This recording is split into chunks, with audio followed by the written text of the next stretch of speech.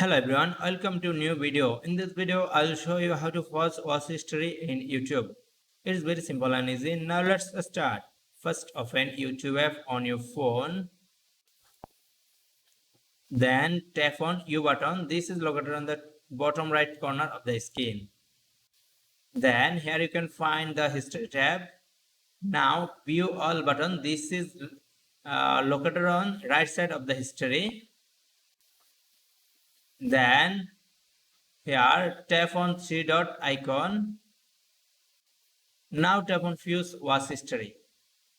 Now you can get an warning, cancel or pause. Now tap on pause. See here, your watch history is now paused. That's it for now. I hope you enjoyed this tutorial. If you enjoy this, please like this and also as well as subscribe our channel for more interesting tutorials like this. Thank you.